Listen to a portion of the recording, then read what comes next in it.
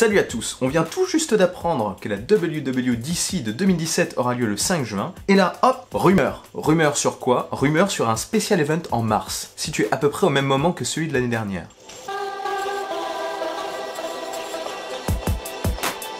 Cette rumeur a été lancée par le site Makotakara, un site japonais qui avait notamment annoncé que l'iPhone 7 n'aurait pas de prise jack. Donc c'est un site assez fiable. Si cette information est vérifiée, que nous présentera Apple lors de cette conférence de mars?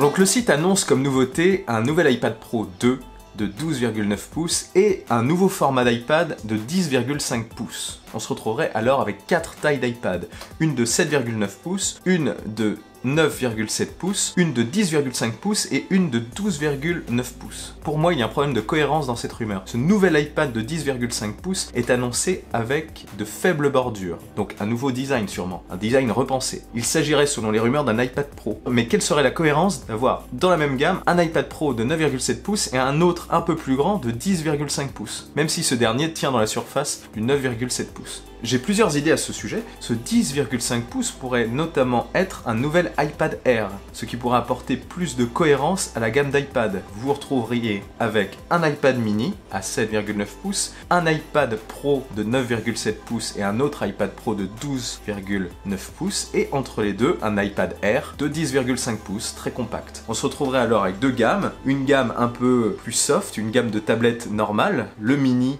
et le Air, et les deux pros. Ça ressemblerait un petit peu à ce qu'on a eu au niveau des MacBooks. Et le fait d'accentuer la taille du modèle Air pourrait apporter une meilleure cohérence dans les deux gammes. Une gamme se rapprochant plus de l'ordinateur et une autre gamme plus axée sur la tablette pure. En gros, une gamme de tablettes pures moins chères et une gamme de tablettes pro hybride ordinateur. Donc pour faire simple, ce que je verrais bien, moi, c'est plutôt un nouvel iPad mini avec de nouveaux composants, un nouvel iPad Air très léger de 10,5 pouces avec des bords réduits et peut-être la perte du bouton Home. Et l'iPad Pro de 9,7 pouces ne subirait pas d'amélioration pour l'instant. C'est l'iPad Pro de 12,9 pouces qui serait présenté sous forme d'un second modèle. On peut peut-être s'attendre à voir arriver un Apple Pencil 2 avec une gomme, ça serait pas mal, et de nouveaux claviers peut-être parce que les claviers d'iPad, je les trouve pas top.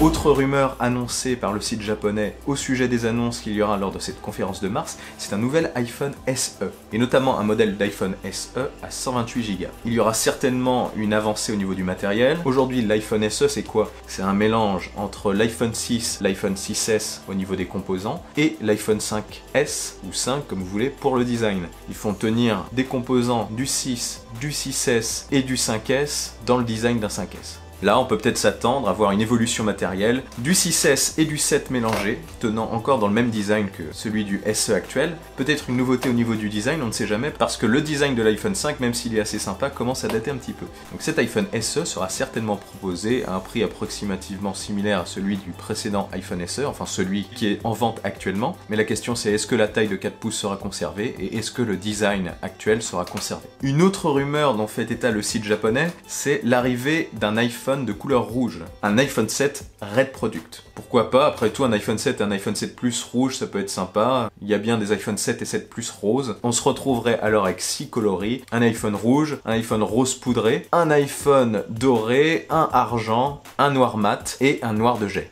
Un iPhone blanc brillant, ça aurait été pas mal aussi à la manière du noir de jet. Apparemment, ce sera un rouge.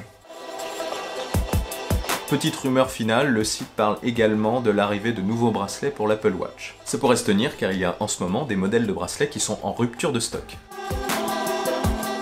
Ces rumeurs ne parlent pas de l'arrivée d'un nouveau modèle de petit MacBook, vous savez le MacBook de 12 pouces, qui commence un petit peu à dater, ni de nouveaux modèles d'iMac, Mac Pro qui est quand même un peu oublié maintenant, le Mac Mini également, ainsi que l'Apple TV. Ce sera peut-être présenté ça en juin. Parce que pour ces rumeurs, je trouve que ça commence à faire une belle liste pour cette conférence de mars. À moins qu'elle dure 5 heures, ça m'étonnerait qu'ils présentent également des Macs. Donc pour les nouveaux Mac, je pense qu'il va falloir être patient et attendre la conférence de juin, car je pense également qu'il n'y aura pas de conférence entre mars et juin. Donc voilà pour ce premier point au sujet des rumeurs qui tournent autour de la conférence de mars. Je pense que les rumeurs se feront de plus en plus insistantes au fur et à mesure qu'on avancera vers cette hypothétique conférence de mars. À voir. Si cette vidéo vous a plu, n'hésitez pas à vous abonner à la chaîne et si vous avez des questions, vous pouvez laisser un commentaire, j'y répondrai.